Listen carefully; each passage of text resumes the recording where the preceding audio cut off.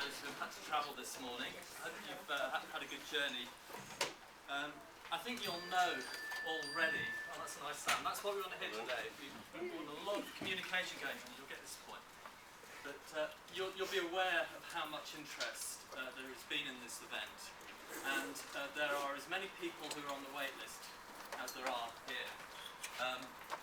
We will be running it again, probably at Chester as soon as I can speak to colleagues at Chester, but we are looking for someone down south to run it as well. I think we've hit the spot with this one, so we'll hear about that from you today, but it does feel as though there's an awful lot of interest in this area. The idea of mobile learning has been talked about for years and years and years, but I think one of the things we'll probably appreciate today that actually maybe something is just about change now. The whole thing has taken quite a different feel really, and we'll come on to that as well. You know, what has changed? What has just happened to call this event, whatever we're calling it, smart devices for learning? The mobile learning, all that work that we've done over the years is really important. It doesn't go away, but in terms of the people in this room who are beginning to show a real practical interest in it, something has changed. So we'll be looking out for that. What is it that has actually changed? I'm Andrew Middleton. I chair MELSIG, the Media Enhanced Learning SIG. Some of you will have been to events before. We've done loads of events. MELSIG goes all around the UK as many times a year as we can manage, and at the moment that's not too many. You know, we've got a real job to do. We're not paid for this like you were here today, because we know there's something here for us to share our interest in. This is a special interest group. So you will get lots of information. You might even get it from the front. But we know very well from previous events that the real gems will be coming from you. And you'll have seen the Twitter fall earlier. Today, we're really going to use Twitter and Twitterfall in particular to try and capture some of the knowledge, some of the questions, some of the ideas that you have and that we have together. So I do want to hear the tinging of phones and whatever sounds, the babble of people talking. You know, that is the flavour for today. A bit about the Media Enhanced Learning Special Interest Group. You'll probably see recording devices, look rather archaic actually, especially on a day like today, but they work. So it's here. You'll see recording devices around because MELSIG started out as the podcasting for pedagogic purposes special interest group. And that was funded initially by the Higher Education Academy and was led by the University of Chester and the University of Hertfordshire, who received funding at that time in 2008. The interest was podcasting. Quite a particular idea. We soon realised that actually this was much more than podcasting, whatever we understood that to be. This was about people being together. It was about user-generated content. And if you were interested in audio, we're interested in voice. And so the SIG has learnt and grown since 2008, and we are now appropriately, I think, addressing the issue of smart device learning. So MELSIG is about people. It's not about me standing here. Welcome, Robin. You'll see that some of us know each other. Some of us have been to more than one event. So say hello to as many people as you can today. It's about people, MELSIG. We're learning, we're working this one out together. It's really exciting. It was exciting in 2008 when we were talking about podcasting. It's exciting today because, as I say, something has changed. We are together, we are about innovation and change. Change is a really important word in all of this. It's not supplementary. It's not we teach and what else can we do on top of that. It's how can we change what we do? How can we change the learning environment will be a question that keeps coming up today. Because it's about new digital media. There's part of the answer. This is what's happened. We have the new technology and actually, you know what? It's actually usable. So we are in a great position today because whatever we say, whatever we might try and do, even though we are going to be recording things throughout the day, you know, we can take risks. We can say some daft ideas. Because you know, if you say a daft idea, you're really pushing it out there. It's a wee bit on the edge, but say it anyway, because someone else will respond to that, and they'll shave it off a little bit, fine-tune it for you, and you'll pass it backwards and forwards. So say what's on the tip of your mind. This is risky thinking and idea generating. It's also practical knowledge, of course. Okay, so looking at the smart devices for learning. You know, some of the obvious things. I'm only saying this. Absolutely. That's fine. Thanks to Kath while she's here, by the way. This would not have happened without Kath, as you have just witnessed. Thanks. She's now leaving the university. I'm on my own. Okay, this is what I think is the significant part of this. I don't know if you agree. Connectivity. It's always on. It's always ready for us. It's ready for us now, wherever we are. It's personal. It's not institutional. That's one of the big shifts.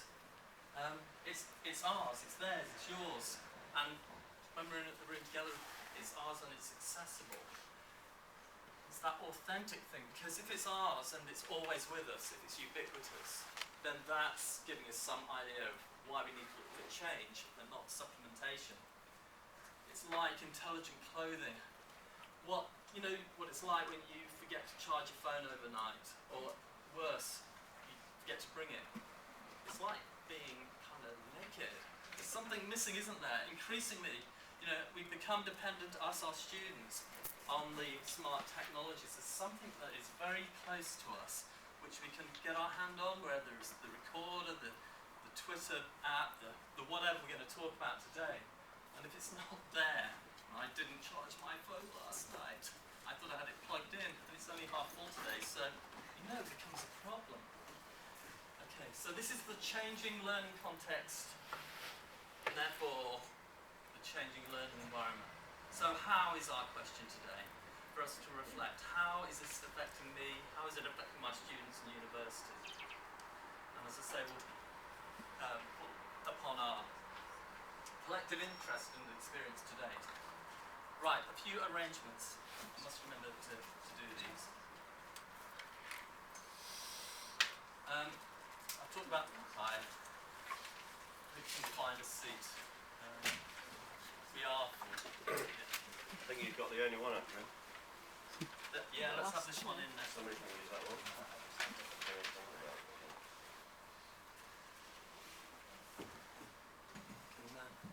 don't know if that can be put somewhere useful.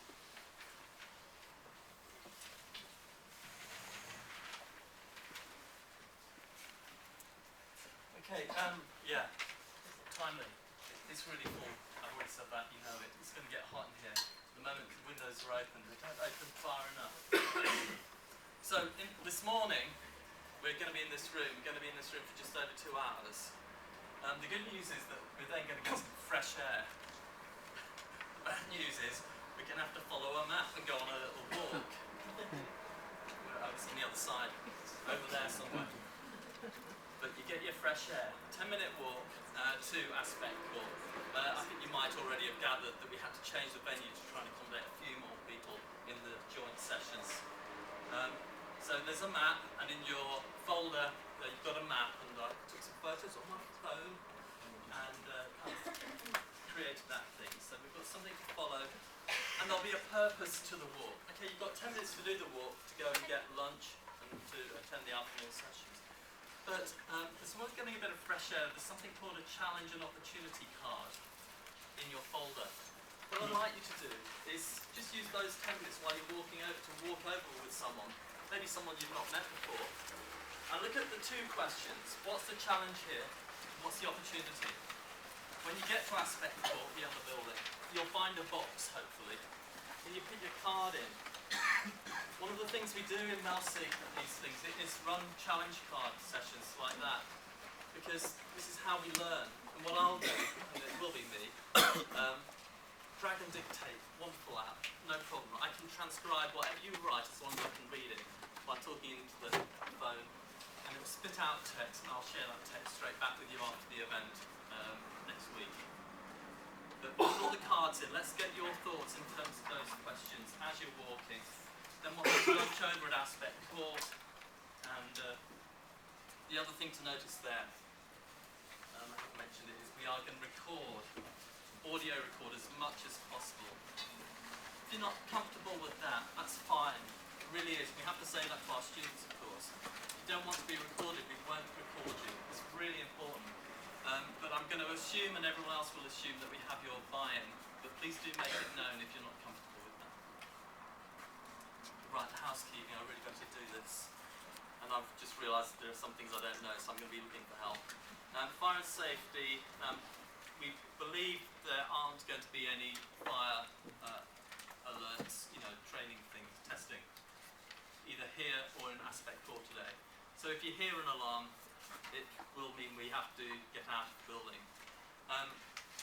Where we had coffee, there's a fire exit, stairs right down to the bottom. You can go that way, or you can go down the stairs there. Of course, we won't be using the lifts unless we need to.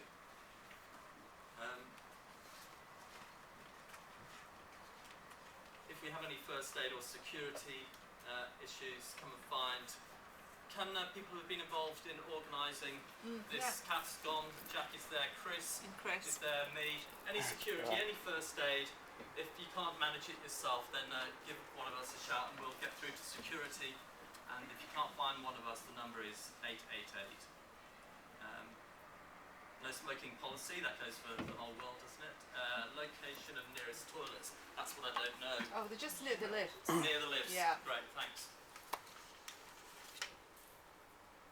The next thing says, if appropriate, politely ask delegates to turn phones off. Right, next. 6, run through the programme. I'm not going to run through the programme, it's in your pack. You're in here this morning, you're over there, but you do need to know. We're going to have parallel sessions in the latter half of the afternoon. Just go to the room that you think is of most interest to you. If it's full, go to one of the other rooms. We were going to do something cleverer than that, and then realised that was the cleverest thing. Make your mind up. If it's full, just don't go in. Right. Now. This is the book launch. Graham, you're So I waiting. just want to say, did you want to just identify steering MELSIG members in case people got any questions? Is that a good idea? Yeah, let's do that. Because we do have a few steering group members here. Yeah. Not our southern colleagues on this occasion. But yeah, let's just identify people who are involved in the steering group for MELSIG. That would be me, Graham, Chrissy's around, Alex over there, and where's Chrissy? There. Chrissy, yes. You'll have seen Chris on the ground. Well, everyone. Yeah, there's actually, if you don't mind, steering group colleagues, we also tend to say, if you're interested in this, and really interested in this, and got a bit of energy, the steering group can always take 1 or 2 more people. We're really interested in meeting with people, especially as we move forward into smart media, social media, and so forth. We would appreciate your input. Most of this does get done funny hours of the night. That's the warning. You know that, don't you? This is the way it works. Okay, let's get back to that book launch. This gets done in the middle of the night as well. We are a special interest group, and it became quite clear in 2008, 2009 that there's a lot of new knowledge being generated. And there were a lot of interesting things happening around the UK in particular. People in various universities and colleges were actually doing some very interesting things with podcasting and so forth. And you can't just let that go. You know, a group like this has to find as many different ways, as many different platforms as it can to actually try and capture and value some of those ideas. Try to untangle them and sort out some of them. Graham, we were puzzled for a while about RSS, weren't we? Mm-hmm. We only sorted it out really by trying to write a blooming chapter for this book. Absolutely, yeah. So read the book, the chapter, because we got it sorted, didn't we? Absolutely, yeah. And, You'll hear it all from here. so there's all sorts of things in this book. Please pass on the leaflet to your librarian. There is a price on this book. It's an e-book, and the money is going to pay to run events like this, because at the moment the HE8, we've used up that money, and we need to do some more events. You've got the information there, I'll let you read through it. But where's Julian? Julian, right, I said I'd put you on the spot. There are loads of case studies. Julian, you wrote a case study for the book. I did, yes. Quick word. Yes, so I wrote. You wrote two, in I fact. wrote two, in fact. Genius. I only remember in any detail one of them, unfortunately. But I contributed to the case study to the Digital Voices book. It's around some work that I did as a learning technologist based here at SHU with some colleagues in the education faculty, education department, I should say, whereby they were looking at developing counselling skills. So they were using user-generated media in small groups of 3, where they would take on sort of role-play scenarios, and one of the students would perform a sort of observer role, record the interactions between the students in their group. They would upload that to a blog on our VLE, and the tutor would then be able to give a much sort of richer level of feedback than she would otherwise be able to do, because you couldn't physically get round that many students in a session. The students were able to reflect on their own practice, pick up tips and cues from other students, and then the blog sort of took on a life of its own. Really. So it was the kind of theoretical, the pedagogical underpinning was based around Kolb's experiential learning cycle as well. So that was kind of the underpinning of it. But Thanks, Julian. Yeah, read all about it. Thanks, Julian. Actually, I'm going to put everyone else on the spot now. We've heard from Julian. The other author, we have got a few other authors in the room, I think. Do you want to just stand up for a second and just wave, and then people can come and have a chat with you later about it? So there's Anne at the back, Anne Northcliffe, Alex Spears, Christina Rancy, Robin Gissing. You've met Julian Ryan. You know who I am. Is that all we've got today? There are 24 of us. And you know what? This event today reminds me, okay, thank you, of the event we ran at Warrington. You were there, and we generated 150 ideas for educational podcasting. We're doing that today on smart learning. I don't know where it's going to go, but it feels awfully similar to where we started with that book. If you've got an interest in pushing this forward, writing about it, sharing your experience through writing is the way to go. So give me a shout if you think we should be doing that. Right, it's launched. There are going to be some video abstracts posted up. I should have done them by now, but you know what? I really haven't. But there are going to be some video abstracts, and I will be emailing everyone here and everyone on the MELSIG mailing list about those video abstracts. And Northcliffe has done a fantastic one, I can tell you that. And other people, including myself, are still trying to find that little bit of time to do it. So, Brian Wally, we're going to move on to 2 minutes over. We're going to move on to Brian and Vicky Powell from the University of Chester. Brian, what's your affiliation? Is it Queen's? Well, I like to say that I worked for about 30 years at Queen's University. They gave me an offer I couldn't refuse, so I didn't and came to Sheffield. So, that's my academic history in brief. Okay, right. This first bit's about fieldwork. And we thought about ways in which we could get you active and doing fieldwork, which may be possible, but it's a little bit difficult in this room. So first of all,